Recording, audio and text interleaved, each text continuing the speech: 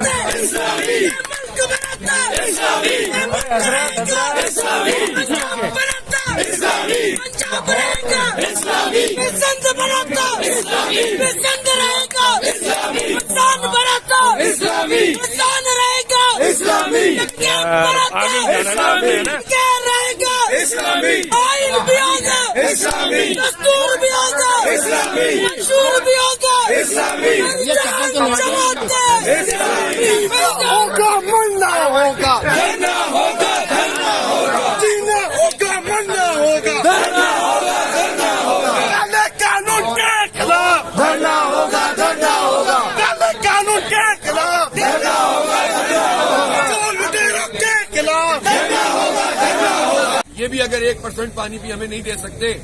تو پھر یہ کس طرح یہاں کی نمائندگی جو ان کو ملی ہے، اور کہا تھا کہ ہم تو کراچی میں 4 چاند لگا دیں گے، تو آپ بتائیں کہ کیا کریں گے؟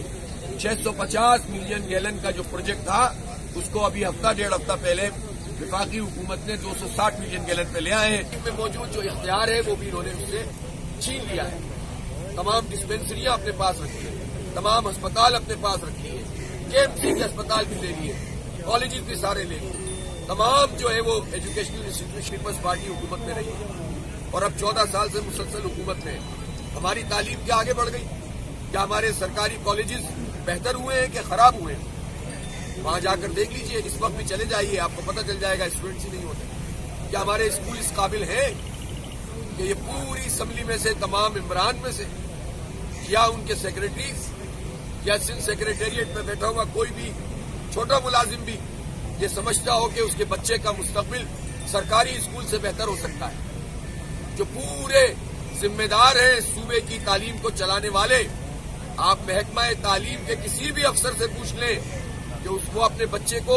ان کے تحت چلنے والے کسی بھی اسکول میں داخل کرانے کے لیے تیار ہے؟ اپنے ان پیسوں کے اوپر غبن ہوتا ہے، کرپشن ہوتی ہے، اور 49,000 اسکول جو صوبے میں موجود ہیں، 4,500 اسکول جو کراچی میں موجود ہیں، ان سب کی ایسی ویسی کر کے رکھ تو پورا نظام ڈھہ جاتا ہے، جیسا کہ اب سندھ حکومت کے تحت چلنے والے ان اداروں میں ہو رہا ہے۔ آپ ٹرانسپورٹ میں ہر 2-3 مہینے کے بعد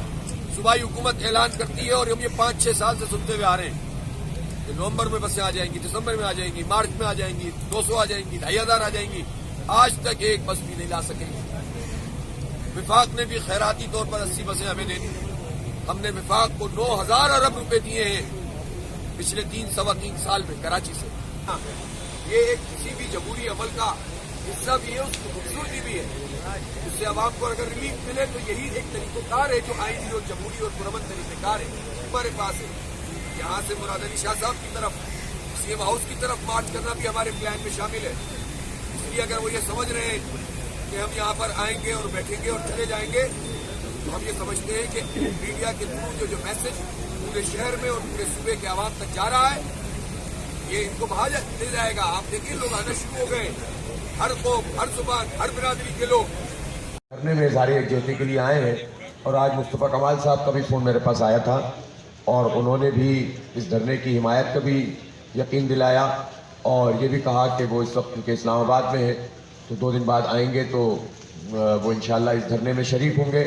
اور آج ہمارے PSP کا یہ وفد ہمارے ساتھ شریک ہیں، ہم ان کا شکریہ بھی ادا کرتے ہیں، اور جو باتیں انہوں نے یہاں پر کی ہیں ظاہر ہے کہ اس پر ہمارا ان سے اتفاق ہے مکمل کہ کراچی جو کہ پاکستان کا نہیں عالم اسلام کا سب سے بڑا شہر اور دنیا کا 7واں بڑا شہر ہے، اور اس کا جو اسٹیٹس ہے دنیا میں اس طرح کے شہروں کا، یا اس سے بہت 50ویں نمبر کے شہروں کا بھی جو اسٹیٹس ہوتا ہے وہ میگا سٹی کا اسٹیٹس ہوتا ہے، جس کے میئر کو بااختیار بنایا جاتا ہے۔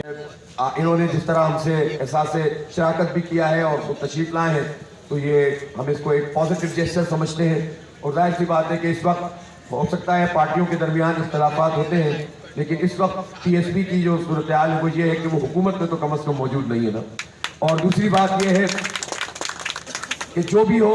اس وقت جماعت اسلامی جس طرح کی اسٹرگل کر رہی ہے، تو جو کام ایم کیو ایم کے کرنے کا تھا، پی ٹی آئی کے کرنے تھا، ایک کے 23 ایم پی ہیں، ایک کے 30 ایم پی ہیں، اسمبلی بھری ہوئی ہے، لیکن ان کی نہ کوئی جلسہ ہے، نہ کوئی جلسی ہے، نہ بتانے میں